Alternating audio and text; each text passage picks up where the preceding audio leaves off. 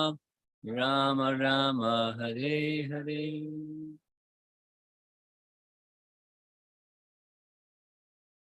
Because of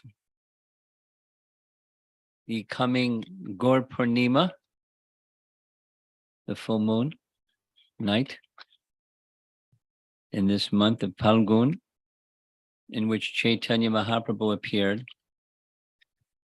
I've selected some topics for our evening discussions related to Lord Chaitanya Mahaprabhu. And I selected one for tonight that has something to do with Madhavendra Puri. Because today is also an important day in relation to Madhavendra Puri. What is it? Madhavendra Puri's disappearance day. So we'll be speaking something about Madhavendra Puri in relation to Nimai Pandit's 2 initiations, the first of his 2. And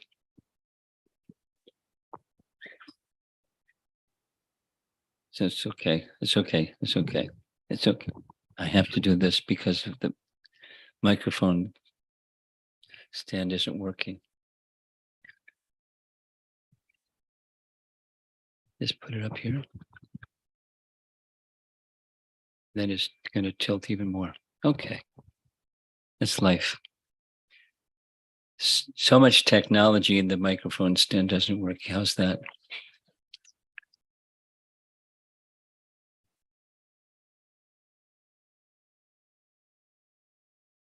The Diksha Guru of Chaitanya Mahaprabhu was Ishwara Puri. And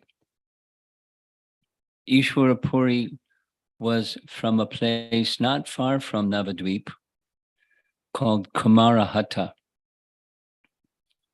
And Chaitanya Mahaprabhu, sometime later during his life, made a visit to Kumarahata. And he took some dust from Kumarahata and kept it in a little cloth, and little by little each day he took a little of that dust from Kumarahata. So that started a trend or a fad or a fashion or something. And many of Chaitanya Mahaprabhu's followers also took a little dust from Kumarahata, and it got bigger and bigger and finally became a lake. I mean, it became a big hole in the ground and they filled it up, and it's now called Doba at Kumarahata. It's one of the celebrated places. By the way, Kumarahata was also the place of origin of Krishnadas Kaviraj. So it's a nice place. It's auspicious, sacred place, actually. And Ishwara Puri, being the spiritual master of Chaitanya Mahaprabhu, also received what he was able to give to Chaitanya Mahaprabhu from his spiritual master, who was Madhavendra Puri.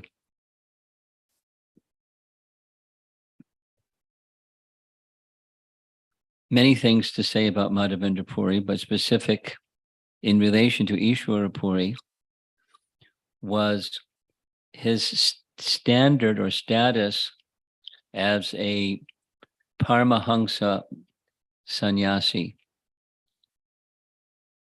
Many times I've heard Srila Prabhupada explain Kuti Chak Bahudak Paramahansa.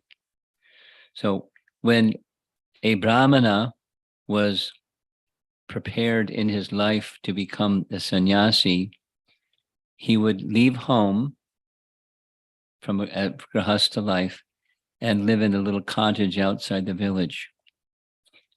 And each day, people from the village would bring him alms. That was the first stage.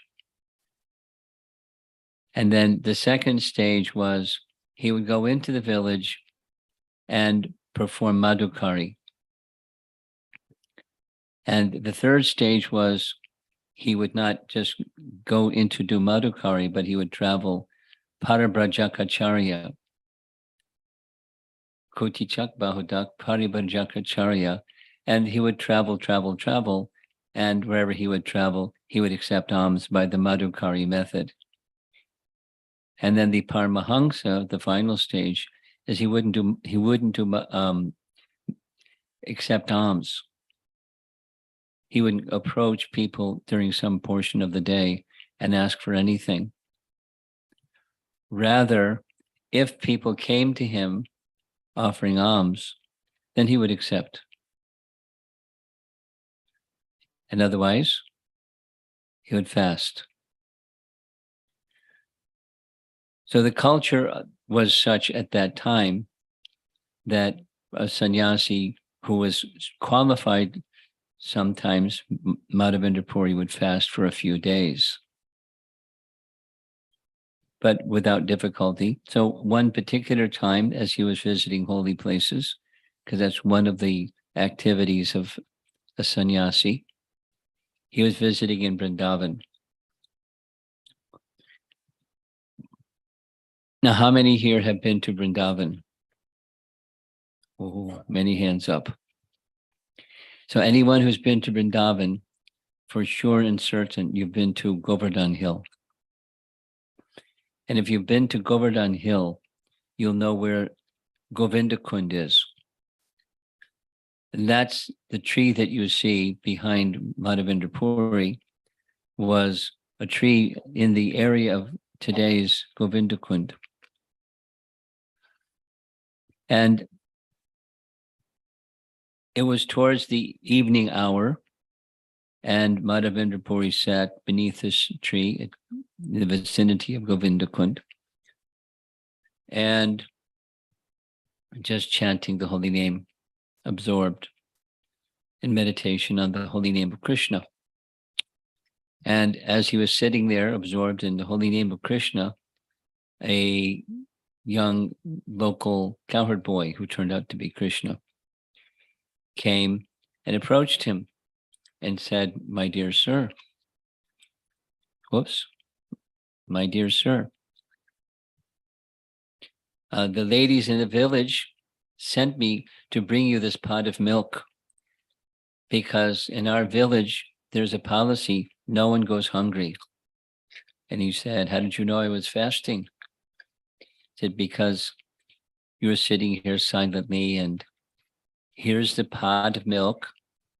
And later I'll come back to pick up the pot of milk. I have to go now. It's milking time for the cow." Madhavendra Puri is the Paramahansa Vaishnav. Seeing this young boy, very beautiful, smiling, his thoughts were absorbed in the beautiful features of this young boy. And as he was drinking the milk, he was feeling ecstasy. And then he started to understand this wasn't just a little boy. This was Krishna. And I didn't even recognize him. So he felt ecstasy and sad at the same time. But he finished the milk, waiting for the little boy to come back. The little boy didn't come back. But as in the evening, as he was dozing, he had a dream. And in his dream, the little boy came. He didn't ask him for the pot of milk. He said, "I'm that same boy that came during the day, and my name is Gopal. And many years ago, because of fear of safety of my deity form of Gopal was placed in a hidden place along the side of Govardhan Hill. So I've been waiting and waiting and waiting for you to come so that you could begin my worship. Here's where I am, such and such place. Get some local people to help you find me in the morning. And in the morning, you can please begin my worship." The dream broke. He woke. He was waiting for the sun to rise. He asked some local people, you know the story. exactly where it was told in his dream that the deity of Gopal was to be found. Sure enough, Gopal was found. And there's an elaborate description of the worship that he established of Gopal on the side of Govardhan Hill. And many, many other things happened. But that's Madhavendra. One of the main contributions of Madhavendra Puri is the revelation that Krishna gave him milk. Later, Krishna gave him kheer at Ramona. But a very intimate relationship with Krishna. And in addition to this worship of Gopal, especially in relation to Chaitanya Mahaprabhu, this important statement is found in Chaitanya Charitamrita.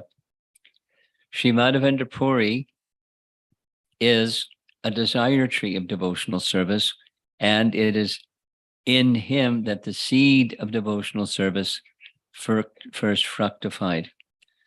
Now, the seed of devotional service was not new because Madhavendra Puri is in disciplic succession. He's in disciplic succession of Madhvacharya, as our line is known, Brahma, Madhva, Gaudiya Sampradaya. Because Madhvacharya had many, many followers and he was initiated in the line of Madhvacharya.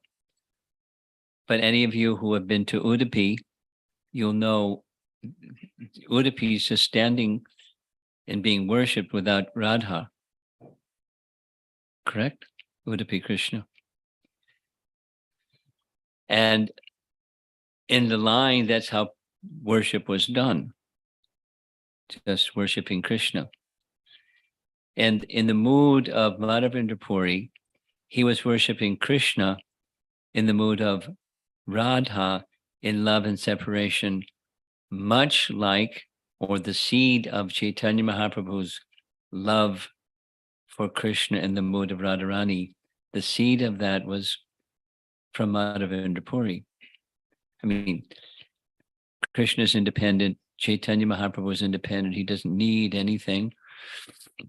But in disciplic line, Madhavendra Puri was the seed or the innovator or the transforming agent from worshiping Krishna to worshiping Krishna as in the mood of the residents of Vrindavan, and even specifically in the mood of the gopis towards Krishna. In the later stages of his life, along with chanting Hare Krishna Mahamantra, there's a particular verse that he recited. Those of you that can see the verse can recite it with me. Ai Dina Dayadranata He Mathuranata Kadavalokhyase Hridayam Tvad Alokakataram Dayata Brahmyati Kim Karomyaham. And just like a mantra, this is a stotra or prayer, he would say it again and say it again and say it again and taste its mood again and again and just become completely immersed in the mood of this prayer. Oh, my Lord, oh, most merciful Master, oh, Master of Mathura, when shall I see you again? Because of not seeing you, my agitated heart has become unsteady. Oh, most beloved one, like the mood of the gopis. Oh, most beloved one, what shall I do now? Kim karomyaham. What shall I do now? And he would say it again and say it again. And he was immersed in the mood of the gopis' feelings of love and separation from Krishna. When will I see you again? My agitated heart has become unsteady. What shall I do now? And that mood was passed on to his disciple, Ishwara Puri.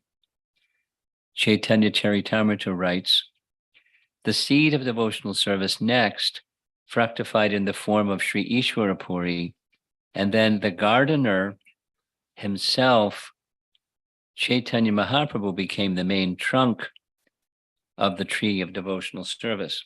So the seed fructified and became a tree. Madhavendra Puri, Ishwara Puri, Chaitanya Mahaprabhu. And as we find in Chaitanya Charitamrita, as that tree of love of the residents of Vrindavan for Krishna in the mood of separation grew and grew and grew. There were many fruits, and he was very busy distributing the fruits, and he couldn't distribute the fruits fast enough. And so he requested others to assist him. And that's the Sankirtan movement of Chaitanya Mahaprabhu. There's a nice description in Antilila of Chaitanya Charitamrita of how Madhavendra Puri gave his blessing to Ishwara Puri because of his mood of serving his guru to the very end. Here's what it's written. At the last stage of his life, Sri Madhavendra Puri became an invalid and was completely unable to move. And Ishwara Puri so completely engaged himself in his service that he personally cleaned up his stool and urine, always chanting the Hare Krishna Mahamantra and reminding Sri Madhavendra Puri about the pastimes of Lord Krishna in the last stage of his life. Ishwara Puri gave the best service among his disciples. Thus, Madhavendra Puri, being very pleased with him, blessed him, saying, my dear boy, I can only pray to Krishna that he will be pleased with you. From Madhavendra Puri, that's everything. Thus, Ishwara Puri, by the grace of his spiritual master, Sri Madhavendra Puri, became a great devotee in the ocean of love of Godhead. So tree, the seed and tree and the trunk and the distribution of the fruits, starting from Madhavendra Puri. From that time onward, Sri Ishwara Puri became an ocean of love for Krishna. So that we find is a kind of introduction to Ishwara Puri before Chaitanya Mahaprabhu met Ishwara Puri. And in the course of Madhavendra Puri's service, as he worshipped Gopal for some time, the same cowherd boy appeared in his dream and said, I have another service for you. In the summers in Vrindavan, it becomes very hot. And so the service I'd like from you is that you bring camphor and sandalwood. He didn't say he had to go to Puri, but he went to Puri to get camphor and sandalwood. There must have been a supply place there or something.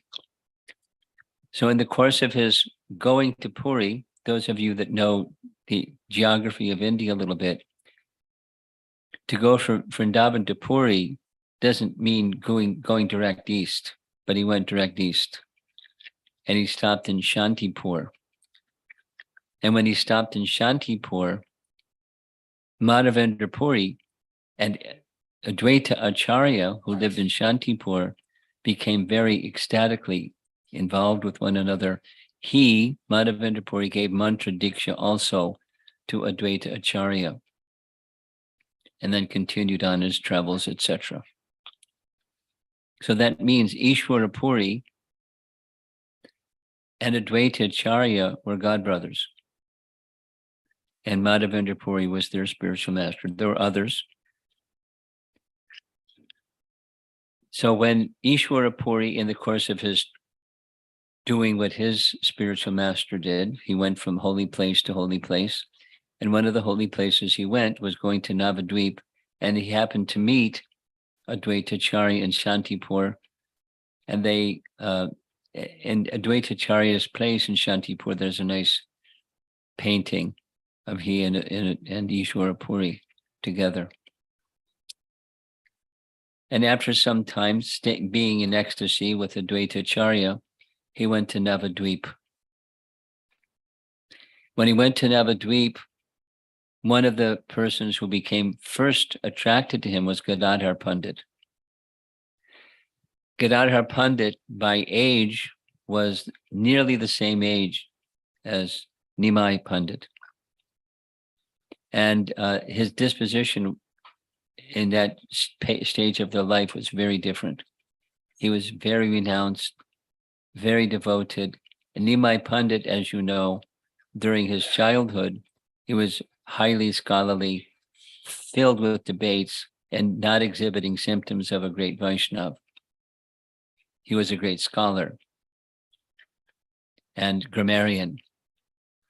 So as time passed, Ishwara Puri would meet every day with some young residents in Navadvip. One principal one was Gadadhar, because Gadadhar had profound attraction for Krishna. And so did Ishwara Puri, and so it was a good match. And very renounced, and it was a good match.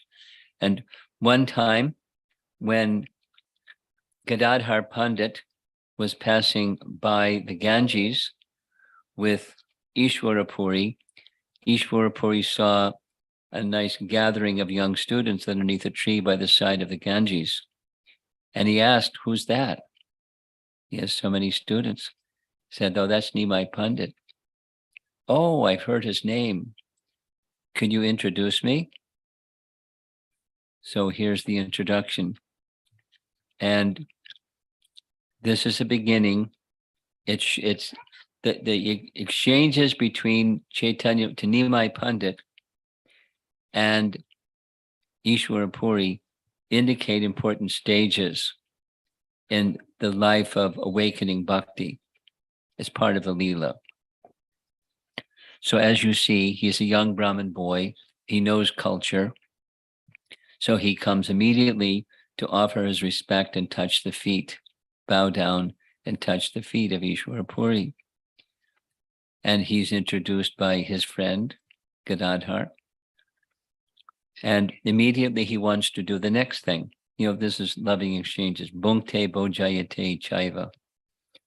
He invites Ishwara Puri to come to his home where Mother Sachi can prepare a meal, and he can take a meal in their home.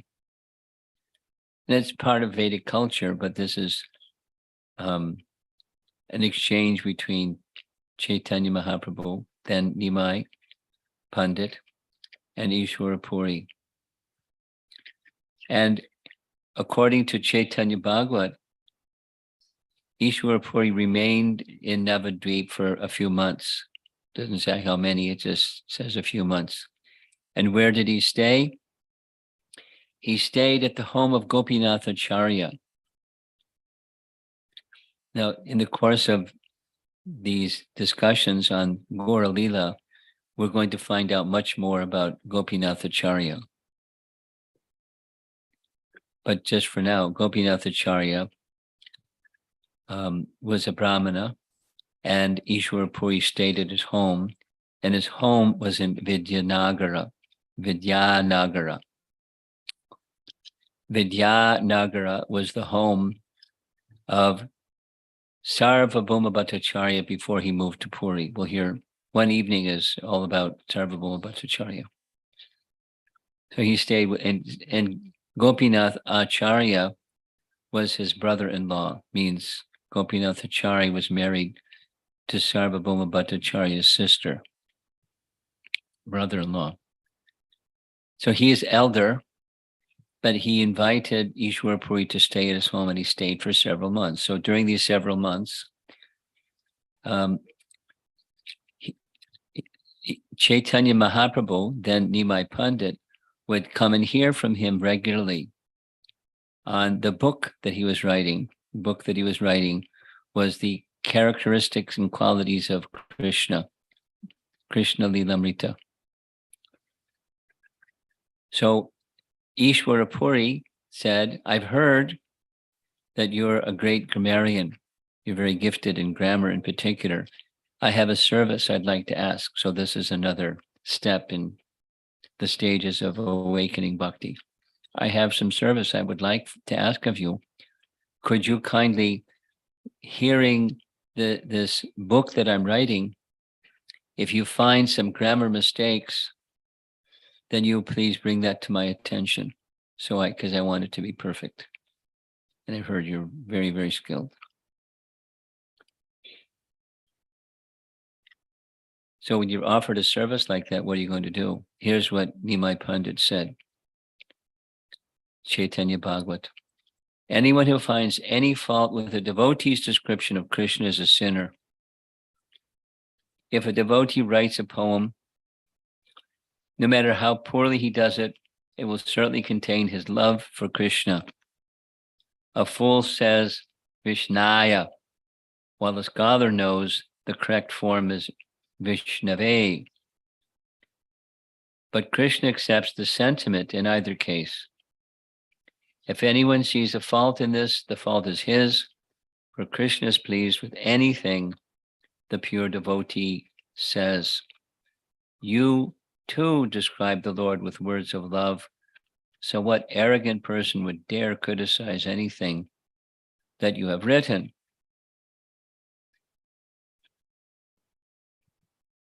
Ishwara Puri didn't take no for an answer. He was insisting and insisting. And so, in principle, at least, saying, I'm not going to find any fault because you're a faultless person, he agreed. So every day, at least an hour or two, together they would discuss. He would read and discuss the topics of his book, Krishna Lilamrita, and various other subjects. So one day, in a playful manner, after hearing a particular verse from Ishwara Puri's book, he made a suggestion to modify something. The verb in this verse should be parasmai padi instead of atmane padi.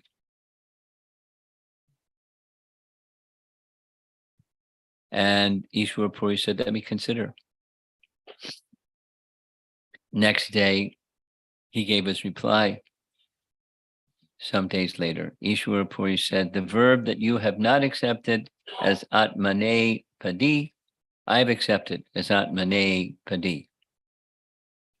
Now, those of you that know the childhood pastimes of Nimai Pandit, he was a feisty young boy, but it wasn't, wrestling and sports. It was debate.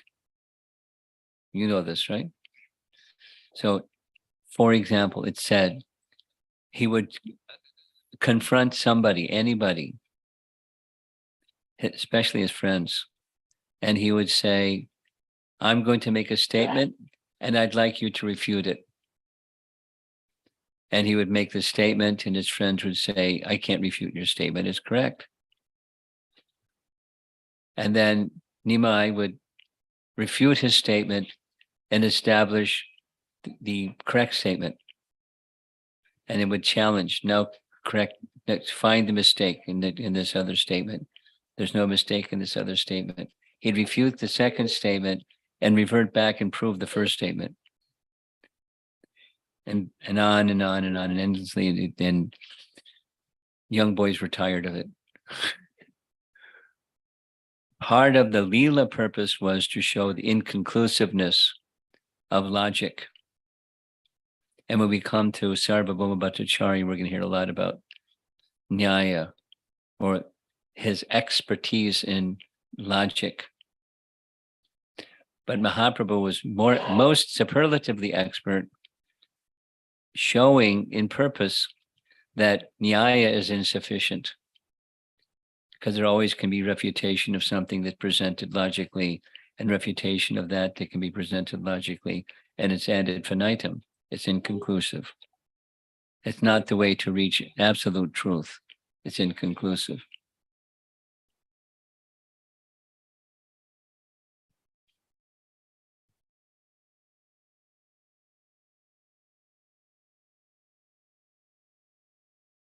Okay.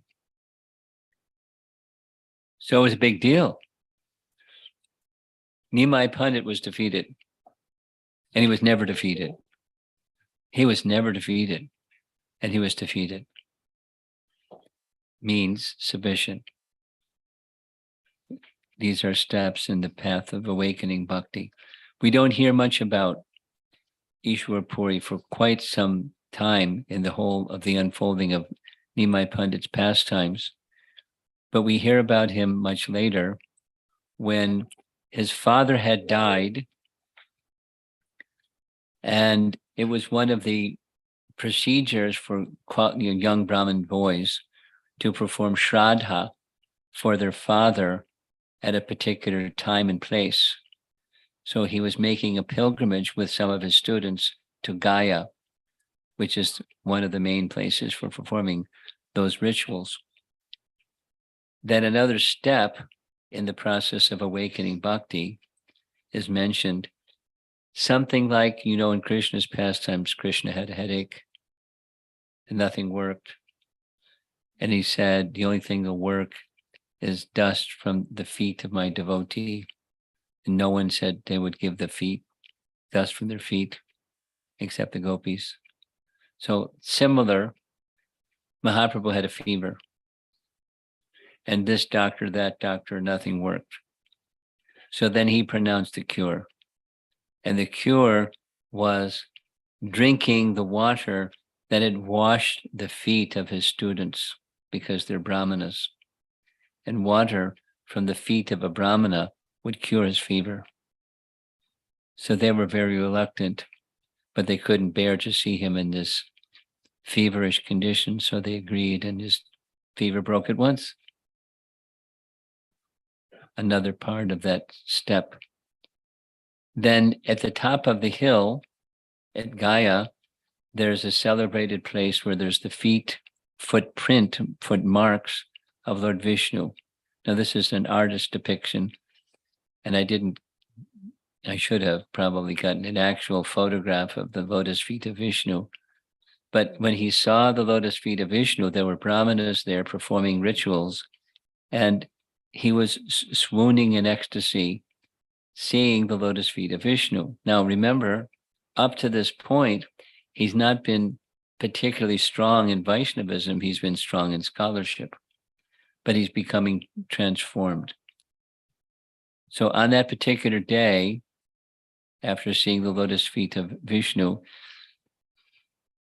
anyone here been to Gaya? I've not been. Anyone been to Gaya? Yeah. So my understanding is there are many, many places, and there's a whole procedure, one by the next and the next and the next. One is to do all the rituals for Shraddha for one's departed ancestor or family member.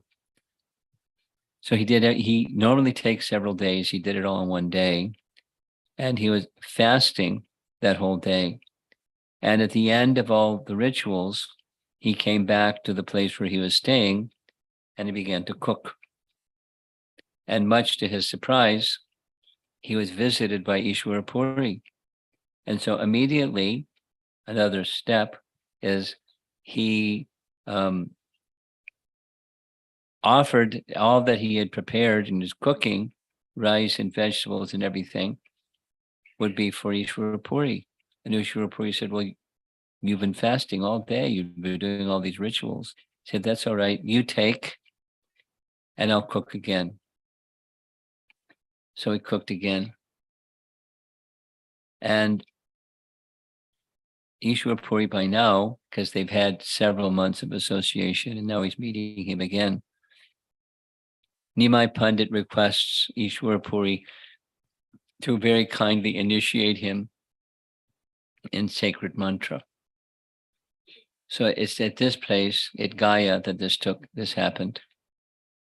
And immediately after receiving mantra diksha, Nimai was no longer interested in scholarship. That's what the painting is meant to indicate. He left his studies to the side and no interest in it anymore, and his ecstatic love for Krishna began to explode. And there's more. He wanted to go to Vrindavan. In the dead of night, he started to go to Vrindavan, left his students behind. They were with him, and he just didn't even tell them where he was going.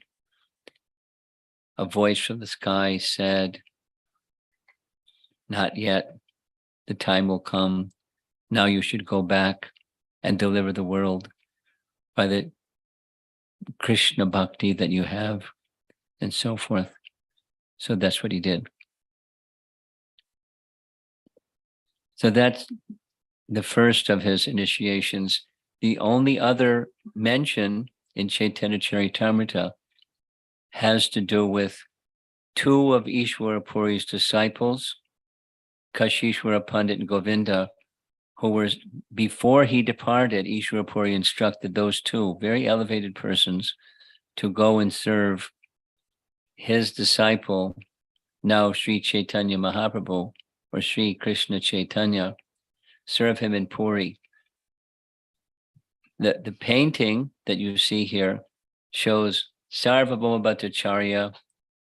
In the course of what you'll hear, the whole evening is about Sarvabhauma Bhattacharya, but Sarvabhauma Bhattacharya trying to protect Chaitanya Mahaprabhu by instructing him in Vedanta. But in the end, Chaitanya Mahaprabhu explained Vedanta in a way that the super scholar Sarvabhauma Bhattacharya understood. This isn't an ordinary person. I've never heard anything like this before. And then after hearing the explanation of Chaitanya Mahaprabhu of the Atmarama verse from Srimad Bhagavatam, he understood. You're not a sannyasi. You're not a young sannyasi. You're the personality of Godhead, and Lord Chaitanya showed this Sadbhuja form. There's many things we'll hear. That's what the painting is illustrating. We'll hear more of that pastime. The reason for showing this particular slide is later, because Sarvabhauma Bhattacharya was so elevated in his learning, when these two disciples of Ishwara Puri arrived in Jagannath Puri, Chaitanya Mahaprabhu was unsure what to do. So he asked Sarvabhauma Bhattacharya, you're the best person to ask this question of, what should I do? Because according to etiquette, I shouldn't receive service from a godbrother. I should honor them and treat them with great respect and dignity that they deserve. What should I do? So Sarvabhauma Bhattacharya said, what you say is correct from the etiquette point of view. However, the order of the spiritual master is very strong and it supersedes anything. And so you should accept. This is the will of your spiritual master. You simply accept it. And so he did. He accepted Kashishwara Pandit and Govinda in his personal service, and they played a very important role in his pastimes in Puri. And that's pretty much the explanation of the relationship between the two. There's one last image. This is a deity of Ishwara Puri being worshipped in a temple in Halisahara. I don't know where that is. I've not visited the place, but it's an often photographed murti of Ishwara Puri. So that's the first of his initiations, mantra diksha from Ishwara Puri. And second is his sannyas initiation from Keshava Bharati, which has its mysteries. We'll discuss them a little bit. Some of you may receive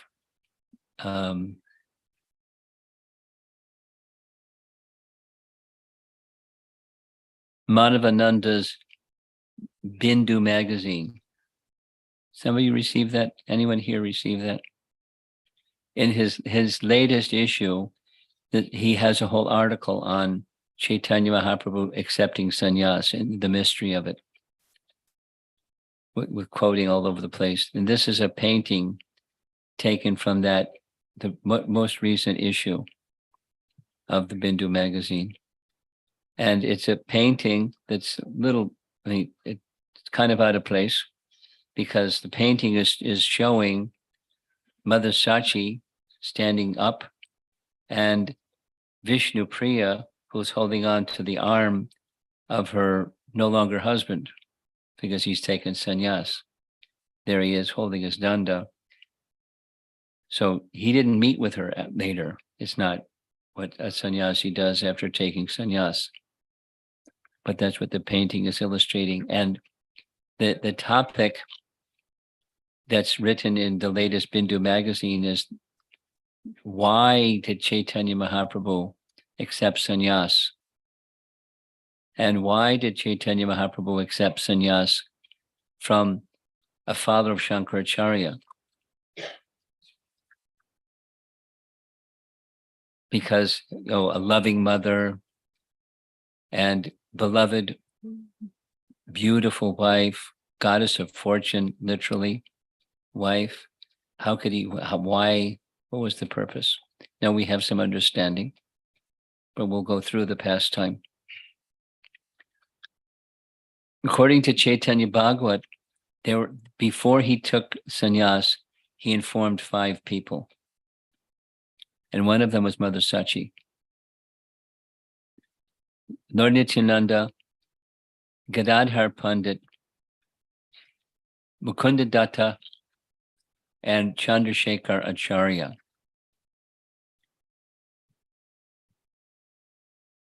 And when he informed his mother, she had intuitive sense, because she's his mother, that his mood was going in that direction. We'll discuss a little bit another class, the childhood pastimes of Chaitanya Mahaprabhu. And she was in distress, without all the details. She was in great distress. She had lost, shortly after birth, 8 daughters. They died shortly after birth. Think about it, mothers. 8 daughters died shortly after birth. Her first son that survived was Vishrup, and he had accepted sannyas. Her husband was deceased, and all she had left was Nimai Pandit, and he's going to go take sannyas.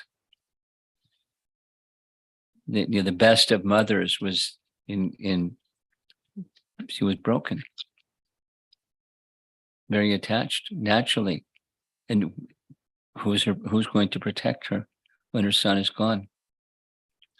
So that's the move, the question: why did he do this? But he informed her, and she tried in her own way to encourage him otherwise, and he tried in his own way to soothe her feelings. On the particular evening that he had his plan to leave home, is a very beautiful description, where Haridas Thakur lived down the road a bit, quite a bit actually, and lived in a little cottage that had more holes in the roof than straw for the roof. But on the roof, it's a practice that people will grow pumpkins or gourds. So he brought one and brought it on that very evening for Chaitanya Mahaprabhu to accept. So he gave the pumpkin or the gourd to be cooked with milk. And he took the prasad, and he was preparing to take rest, but he wasn't resting. He was preparing to leave. The description is, the painting shows that Lakshmi Priya and Mother Sachi were asleep. The Chaitanya Bhagavat says Sachi wasn't asleep. She knew. She was on the porch and she was crying and crying because she knew he's leaving. And he spoke to her at length, transcendental knowledge. But, transcendental knowledge wasn't going to work. She was attached, but she knew he was going to go and she couldn't stop him. In this Bindu magazine, so it says specifically in Chaitanya Bhagavat, 2 hours before the sun rose, he left home. And in the morning, Mother Sachi was still there crying and crying and crying. And many persons it was their practice. They would, the first thing in the morning, they come to greet Nimai Pandit, their dear friend or whoever what the relationship was. But they saw Mother Sachi crying beside herself. She couldn't look at them. She simply said, whatever you find in the house, you can take it and do with it whatever you like. And her mood and her message was such they understood. He left. So there's this sadness and sadness and sadness pervading all this whole section. In the Bindu magazine, this is another painting. Looks like a pretty nice house, but that's what's in the magazine anyways. It's Nimai Pandit leaving, Lakshmi Priya, Vishnu Priya, and here's another painting that's taken from this same magazine. She's in great distress because she's young, she's perfectly chaste, she's the goddess of fortune, and he's gone. And she was also feeling beside herself with grief. The place where he was going to take sannyas was not far from Navadvip. Some of you may have been, who's been to Katwa? A few, okay. Sometime we'll go to Katwa together. And the crossing, the Ghat, he crossed by boat at the Nadia Ghat to get to Katwa. Here's one of those sculptures that shows he reached Katwa. He's receiving his danda from Keshav Bharati. The barber's behind him ready to chop his hair. And the others all around are in great distress, seeing he's going to take sannyas. So Nadia Ghat is the place where the river crossing was. Gives the year 1510 towards the end of that year. To the end of January. And just at the very end of his 24th year, because Gaur Purnima comes after, it marks when his 25th year would cross. So it was just before Gaur Purnima when he took sannyas. And another very nice painting. The ceremony was performed by Chandrasekhar Acharya. The house of Chandrasekhar Acharya, for those of you who've been to Mayapur, it's the present Chaitanya Gaudiya Math. Chaitanya Gaudiya Math is the place where Bhaktisiddhanta made his headquarters. And there's a place near one of the gates, what's understood as the house of Chandrasekhar Acharya. And there's many things to say about all these personalities, but he was very expert in Brahminical rituals. So he was there. He and 4 others went with him. And you see at the bottom, Sandipani Muni, this is from Gauragundadesh Dipika. Sandipani Muni, who formerly offered the sacred thread to Krishna and Balaram, later became Keshava Bharati. According to some other authoritative opinions, Keshava Bharati is an incarnation of Akrura, taken from Gauragoda Deshtapika by Kavi Karnapur. It's like a who's who book. In Gaura Leela, who are they in Krishna Leela, or outside of Gaura Leela? And necessary for this process of sannyas diksha was a barber had to cut his hair, shave his head. And the local barber was named Madhu. And Madhu couldn't do it. He couldn't do it. He said, I'd rather drown myself. Finally, he performed the act, and you see the nice painting, and there's Keshava Bharati preparing to give him mantra diksha, the sannyas mantra. Here's the tree under which Madhu cut his hair, and inside, very near the tree, is the samadhi of Madhu, very celebrated personality. And there's a very nice description of the giving of the mantra. The nice description of the giving of the mantra when it came to that stage. Nimai Pandit asked Keshava Bharati, what's the mantra that you're going to give me? I heard it in a dream. Is this it? Some mendicant came to me in a dream and told me the sannyas mantra. Here's the sannyas mantra. Is this it? And he whispered the mantra in his ear, which means he gave Keshava Bharati sannyas diksha by whispering the mantra in his ear. And Keshava Bharati said, there's nothing you do not know. Everything is known to you. Yes, this is the best of all mantras. And that's the mantra by which he was initiated.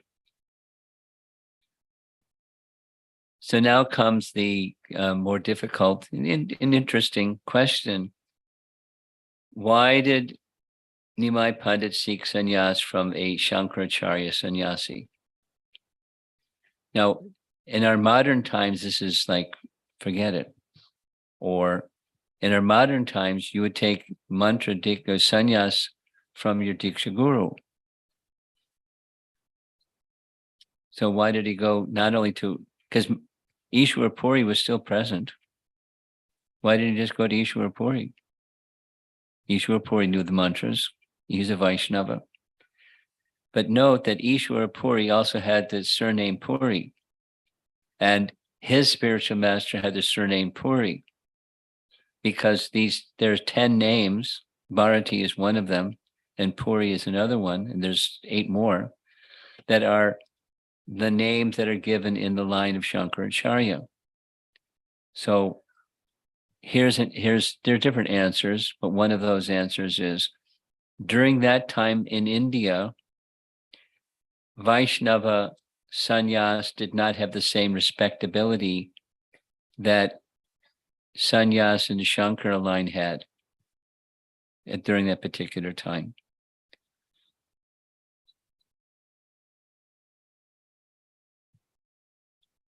And so he had a mission.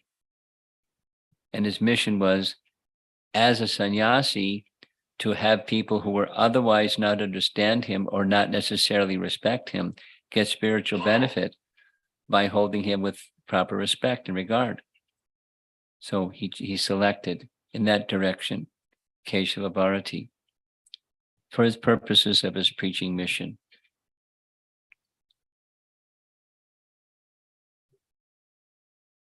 When the name was given, here's what's described. Sri Krishna Chaitanya means that you will arouse Krishna consciousness. Probably doesn't say that in Bengal exactly, but consciousness of Krishna or devotion to Krishna. throughout the entire world. You have descended to make people Krishna conscious. So the most suitable name for you cannot be but Krishna, Sri Krishna Chaitanya. Now, Sri Krishna Chaitanya is not an ordinary name. It's a brahmachari name. Krishna Chaitanya is a brahmachari name, but he wanted a brahmachari name. He didn't go with the Bharati surname or the Puri surname or any other surname. It was Sri Krishna Chaitanya. And as after the name was given, and he's now in his saffron robes, you saw that painting where his guru was placing the sannyas attire. He embraced Keshava Bharati, and both of them in ecstasy began to dance, chanting Krishna's name. And Keshava Bharati joined in the Sankirtan. It's described that this was one of the purposes, was conversion of the Mayavadis just by his association with them. So as he became a Vaishnav, Keshava Bharati became a Vaishnav through his association with Nimai Pandit, who became Sri Krishna Chaitanya. He also had many followers, and the many followers also became Vaishnavas. It's just the beginning of his mission. The time of this event was Makara Sankranti, before his 25th birthday. And those of you that may visit this place, because not many of you have, here's the altar. There's a very large Mahaprabhu deity, and I can say, because I've been there a few times, very powerful deity. You can feel, even I can feel the presence of Chaitanya Mahaprabhu in the deity. And the mudras are benediction giving. Jagannath, not with Subhadra and Balaram, so the Jagannath deity is there. And I don't know the story behind the other deity. It's a Krishna deity, apparently, holding a flute, but he's fair complexion.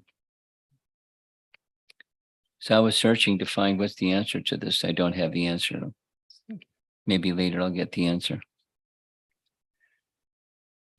After his sannyas initiation, he was headed for Vrindavan.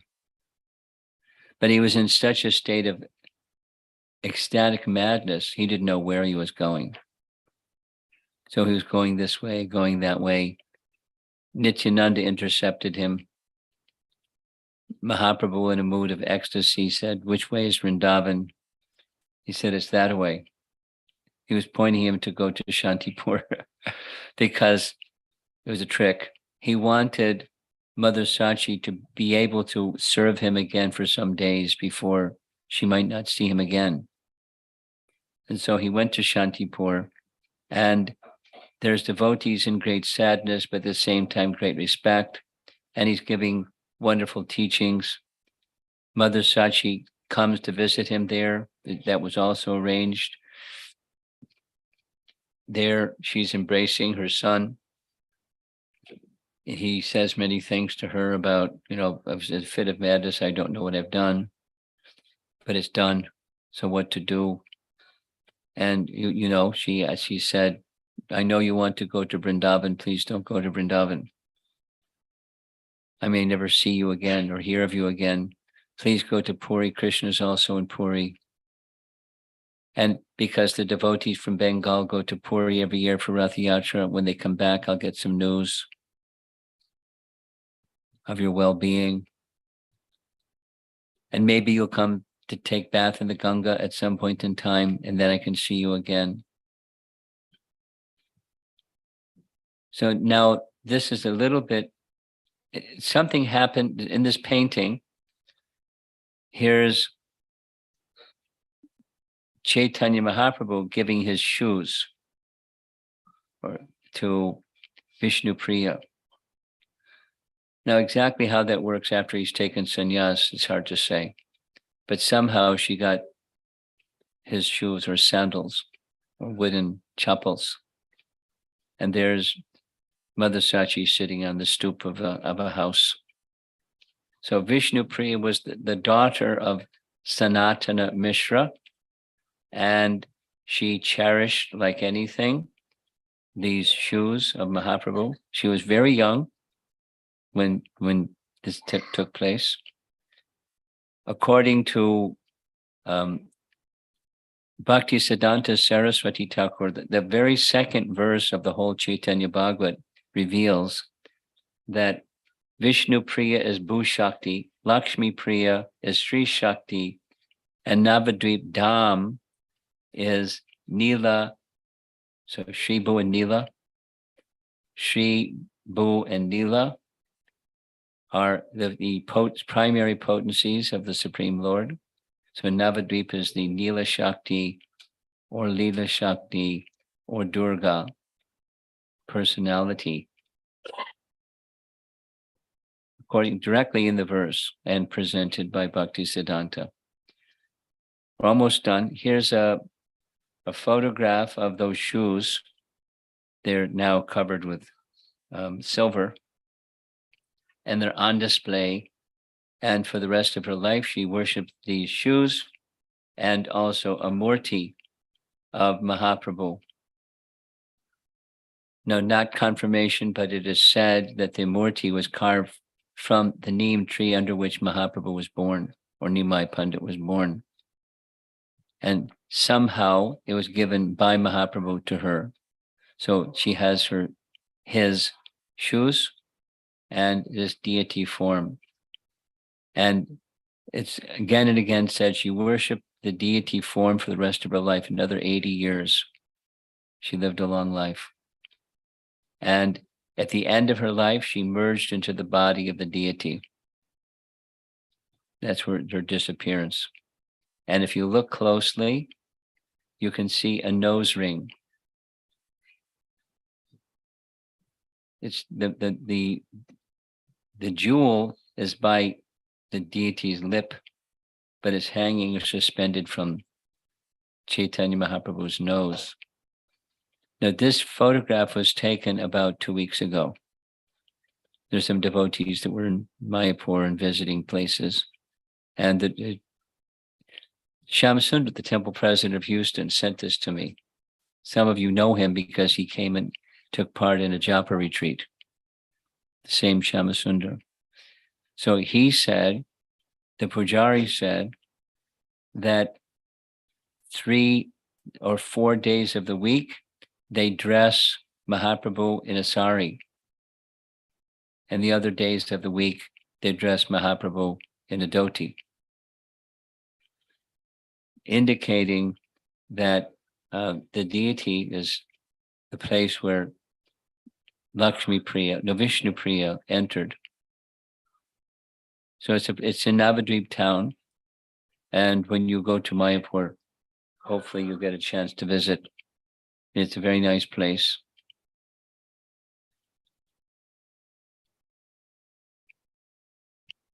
And I'm looking at the clock and we're just right on time. So this class, now Nitai Gaur Sundar, the 9 o'clock bell is ringing. Right? There's no restriction. But it's 9 o'clock their time. Yeah, Maharaj, there's no restriction. They're in Central Time. It's so Friday. I can't hear you. It's Friday, it's okay. Huh? You're saying it's Friday, it's okay. It's Friday, it's okay. So, but that's the last slide. So now I'm ready, Nitai Gaur Sundar, and whoever is with you over there. I'm ready for any discussion that you would like to have. And when you're done, there's a number of people here in this house, and maybe there'll be some discussion over here. The topic, stay on topic, please.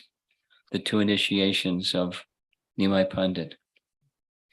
So Maharaj, you mentioned that Mahaprabhu, when he had a fever, he wanted the water from his I can't hear you. You're going to have to students. speak louder or something. Maharaj, you said that in Mahaprabhu, when he had a fever, he his fever broke after he had water from his students' feet after they washed their feet. They were different group of students, were others who were. They were Nimai Pandit students, and they were accompanying him. They were attached to him, and they were accompanying him to take part in the Shraddha for his deceased father, Jagannath Mishra. His students, not a different group. There are some students who were making fun of him when he was chanting Radha's name. They were not the same group. That comes later. Thank you, Maharaj. That was The my making fun of him comes later, when he started to get not interested in academics and more interested in Krishna Bhakti. They were making fun of him Thank you, Maharaj. later. Any other question from our group here? Anyone?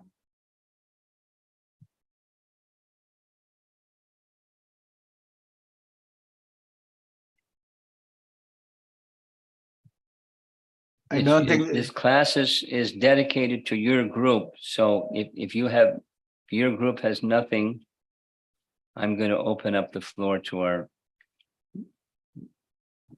visitors here in this home. I don't see anyone unmuting Maharaj, so Okay, raising the hand. so they'll say the question, and as long as I can hear the question, I'll repeat the question so that you all can hear. Comments or questions from the room here? Hare Krishna Maharaj. Thank you so much for the wonderful class.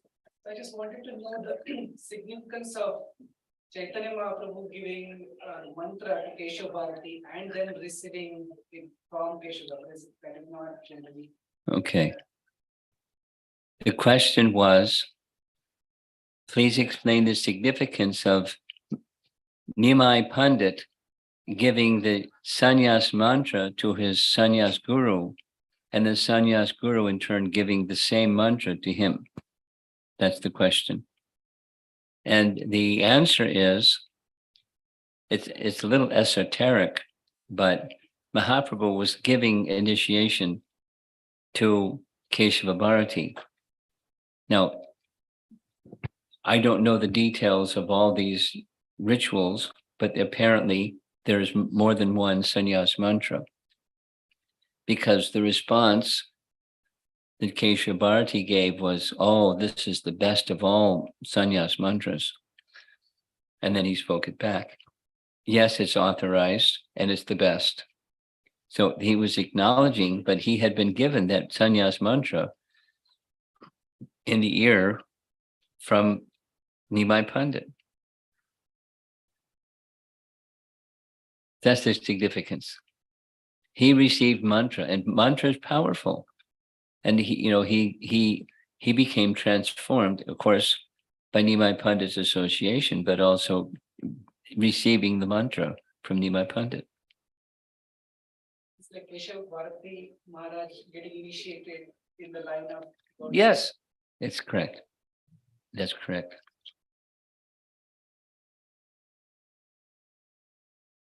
Yes, I see a hand in the back. I hope you have a strong voice. So beautiful photos. I've never seen these photos before. Thank you so much. It took a while to gather them all, I tell you. Maharaj, when Chaitanya Mahaprabhu decided to take a sannyas, then why he married to Vishnu Priya? Why did you do what? Why he married to Vishnu Priya? It's Leela. Okay, well, the question, Nitai Gaur Sundar, the question was, since he was planning to take sannyas anyways, why did he marry Vishnu Priya? That's the question. So he's omniscient. He knows where the train is going before he gets on the train. So why did he get married?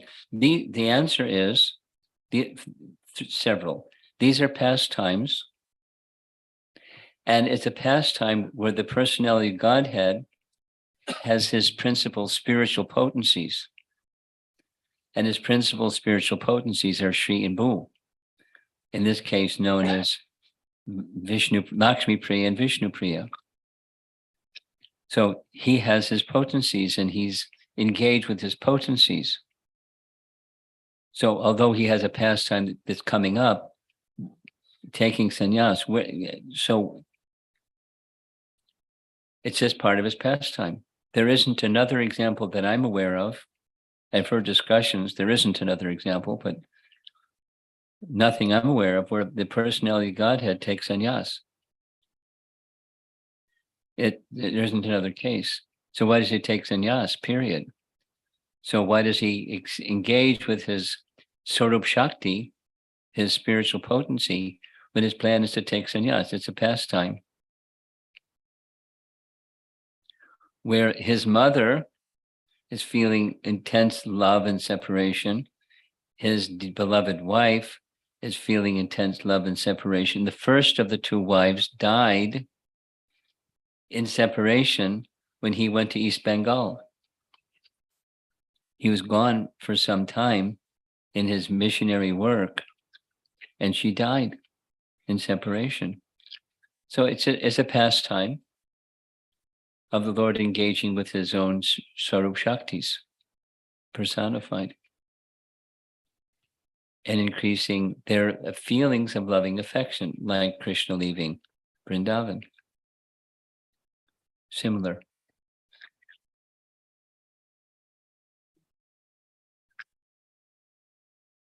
Anyone else? Yes? You got to speak a little louder, though. There's people back here. I'll say the question again. Yeah, like even a devotee, before taking initiation and after taking initiation, he follows the same rules and he follows the same siksha. So, how does initiation, what is the significance of initiation? So that is What's the essence of initiation? Yes, Maharaj, because you follow the For same Chaitanya Mahaprabhu or for us? for us. For and us. For The us essence of especially. initiation for us is formal connection with the cyclic succession through mantra. There's submission. The essence is submission and acceptance. That's the essence. And with it, mantra. Now, for us, we have already the Hare Krishna mantra. So it's already fully transcendental according to the teachings. It's not dependent upon anything. As Krishna is independent, the name of Krishna is independent, and the mantra is independent. But a formal connection is established through the process of submission and acceptance. So one doesn't take initiation, he will not go to back to Godhead, or Why do you say that? asking formal connection in the sense, if we follow Prabhupada instructions, so Then they ask you, was Haridas Thakur formally initiated? And did he go back to Godhead? he go to back to Godhead. So it's not dependent. At the same time, submission is essential. And it's standard. So are there, that's standard. And are there exceptions to the standard? Of course.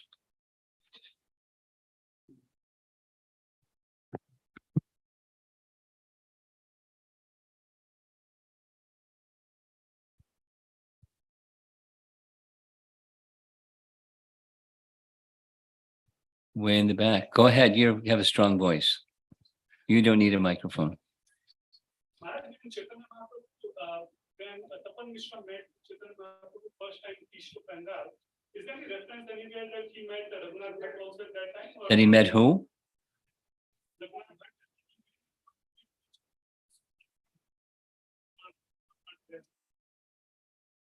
You want to know when did Chaitanya Mahaprabhu meet Raghunath Bhatta? That's your question? Chaitanya Mahaprabhu met with Tapan Mishra in East of Bengal first time. East Bengal first time during his tour to the towards the Bengal that side, East of Bengal. Is there any reference that Tapan Mishra's son Raghunath Bhatt was there at that time when Mahaprabhu he took the darshan of Mahaprabhu at that time? There's no indication that I'm aware of. I mean, there may be, but I'm not I'm not aware.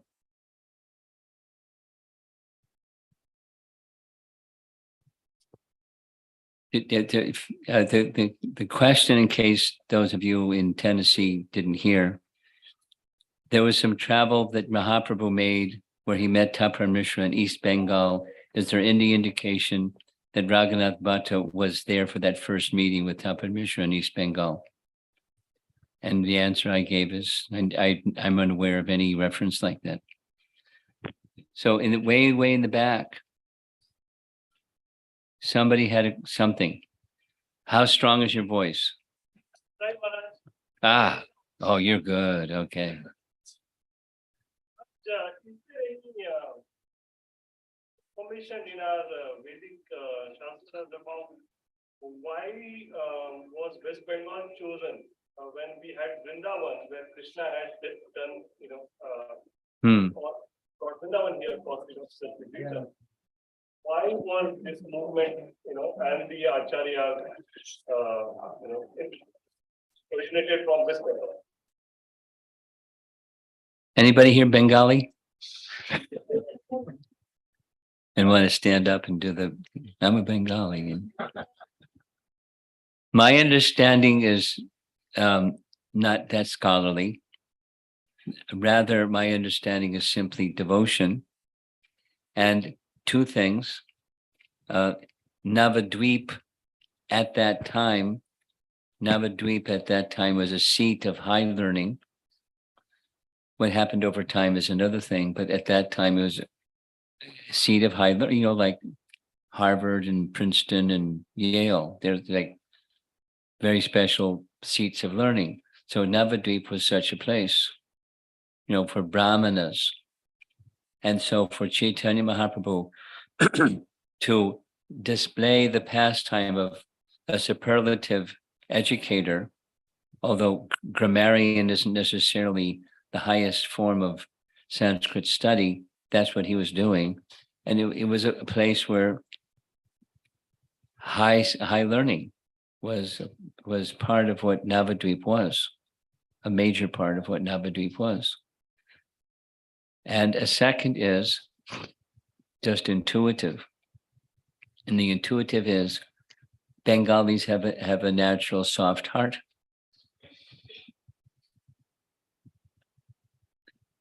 And so it's a suitable place for Krishna Bhakti to be received and be spread from West Bengal. Thank you, Maharaj. And for that reason, many elevated persons who participated with Chaitanya Mahaprabhu took their birth some different places in West Bengal. Now, your question is, why not Vrindavan? It's a little bit like, not the same, but a little bit like when Janava saw what was happening to Gaura's teaching and Nityananda's teaching after a short period of time after both of them left this world. She contacted Jiva Goswami in the form of a letter and requested, you've gathered a library. Can you send those books along with teachers of those books over to this side of the country to revive the Krishna Bhakti that Lord Nityananda and Lord Chaitanya had started, because it's going down. So, because it's a fertile place, it grew, it manifested and grew, but it also something is needed to keep it going. And that was what Janava wanted. So that's just a corollary to my response to your question. It takes vigor to bring Krishna Bhakti up, even in a place where there's potential. It still takes vigor to bring Krishna Bhakti up. Puri is another place, of course. with a seat where this bhakti is naturally very strong. Yes. Hare Krishna. So just connection to the question that you asked in the back. Also, what we hear in a reference like an environment before the birth of Chaitanya Mahaprabhu, that people of that particular tract of land were very much attracted to like karma kandas or doing those type of things very much. Can it be connected just because people were so much interested, but they were misled to karma kandas? So Yeah. Yeah. Did you hear back there? You heard. Okay. Nitai Gosundar, I'll repeat. Did you hear? Yes? No? Should I repeat? Yes, Maharaj. You heard it. Okay. Very good.